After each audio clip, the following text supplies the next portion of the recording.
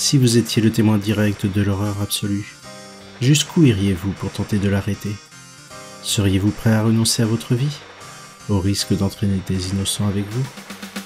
Si vous voulez entreapercevoir les frontières de l'abnégation, je vous invite à me rejoindre dans l'Upside Down.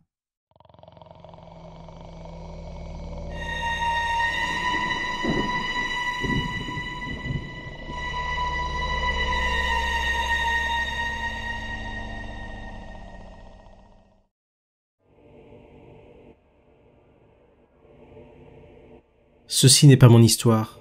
Enfin, on peut dire que ça l'est devenu par la force des choses. Quand votre route croise celle d'un tueur en série, sa folie vous fauche, et il vous tire avec lui dans les abîmes de son esprit.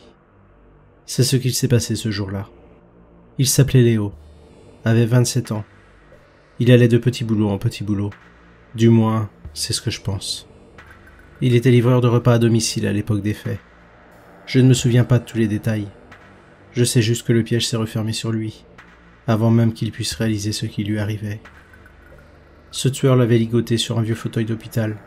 S'en est suivi un interrogatoire, au cours duquel la victime s'est montrée des plus coopératives, dans un vain espoir d'avoir la vie sauve, si son bourreau obtenait de quoi satisfaire son esprit pervers. Mais il se trompait, comme tous les autres avant lui.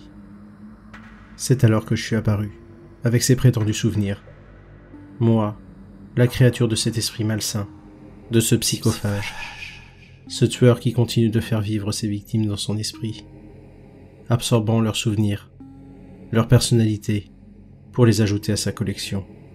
Oui, je suis le résultat du meurtre de Léo, une personnalité créée à partir de cette victime innocente, et qui vit dans la tête de ce tueur. Je me souviens du jour où j'ai appris que je n'étais pas réel, alors que je pensais être ce Léo. Comment l'esprit humain est-il capable d'une telle supercherie? Je sais que je ne suis qu'une de ces personnalités multiples qui résident dans la tête de ce tueur. Mais je sais aussi que je ne suis pas ce tueur sans âme. Je ressens du dégoût envers cet individu, avec qui je partage pourtant ce corps. Je sais que je possède mon libre arbitre. Et aujourd'hui, je compte mettre fin à ses agissements. Même si je sais que le tuer revient aussi à me tuer, et à tuer toutes ces autres personnalités innocentes. Après tout, nous ne vivons que dans son esprit. Je ne peux dire si nous sommes réels ou pas. Si être réel consiste à avoir conscience de soi, de son unicité, alors je le suis. Mais si ça implique d'avoir son propre corps, des souvenirs basés sur son vécu, alors je ne le suis pas. Je laisse à d'autres le soin de la réflexion. En ce qui me concerne, je n'ai plus qu'un seul objectif, mettre fin à toute cette folie. Si aujourd'hui j'ai les moyens de le faire, ce n'est qu'au terme de longs et durs efforts, afin de gagner sa confiance. Au début, il me laissait prendre le contrôle que sur de courts instants, pour voir comment je me comportais, lorsque j'étais libre de mes mouvements, dans son corps. Ces moments de liberté venaient trancher avec cette pièce sombre, dans laquelle je passais le reste du temps. C'était comme une bouffée d'air frais, un vent de liberté, que je n'aurais gâché pour rien au monde. Je faisais donc très attention à bien me comporter. Je savais qu'il me surveillait, alors je faisais en sorte d'agir comme il le souhaitait.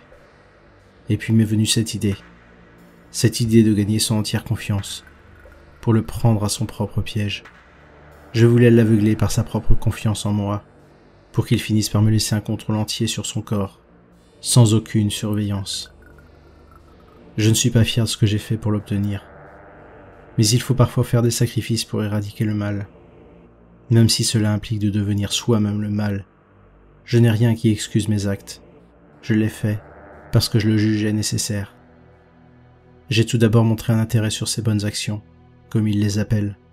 Oui, dans son esprit, tuer des gens qu'il juge comme des ratés, afin d'absorber leurs âmes pour les contrôler, et ainsi les remettre dans le droit chemin, pour les obliger à penser comme lui. C'est ce qu'il entend par ses bonnes actions. Il se voit comme un sauveur d'âmes égarées, plutôt que comme un tueur. J'ai donc fait en sorte de feindre de penser comme lui. Je l'ai même incité à sauver certaines âmes que je choisissais moi-même. Et puis, j'ai commis l'acte ultime. Je savais qu'il me testait, et je ne pouvais montrer le moindre signe de faiblesse, ni la moindre défaillance de ma part. Lorsqu'il m'a donné le contrôle sur son corps, alors que, couteau à la main, Il s'apprêtait à délivrer cette pauvre âme pour s'en nourrir. Je n'ai pas hésité une seconde, et j'ai tranché la gorge de ce pauvre innocent. Mais les choses ne se sont pas arrêtées là. Je savais que je devais faire plus pour gagner son entière confiance. J'ai donc continué, et je me suis impliqué de plus en plus dans ses crimes, dans mes crimes. Sur la fin, c'est moi qui avais le contrôle du début jusqu'à la fin. Je repérais une âme à sauver. Je l'attirais dans mon piège. Je lui faisais passer un interrogatoire. Et puis, je la délivrais pour en absorber son essence. J'étais devenu le psychophage. Ce matin, je me suis réveillé avant lui. J'écris ces lignes alors qu'il dort encore. Je vais nous donner la mort avec ce même couteau qui a servi à tuer toutes ses victimes. Et je serai enfin libre. J'ai tellement peur de mourir. Mais je suis si... Non! Non! Pauvre imbécile! Tu crois que j'ai pas vu clair dans ton petit jeu depuis le début? Je te rappelle que nous sommes dans la même tête. Je suis votre créateur. Je peux voir ce que chacun d'entre vous pense au plus profond de lui. Je dois dire que ça m'a bien amusé de te voir tuer tous ces rebuts de la société, alors qu'au fond de toi, tu étais dévasté par ce que je t'obligeais à faire. Parce que tu t'obligeais à faire.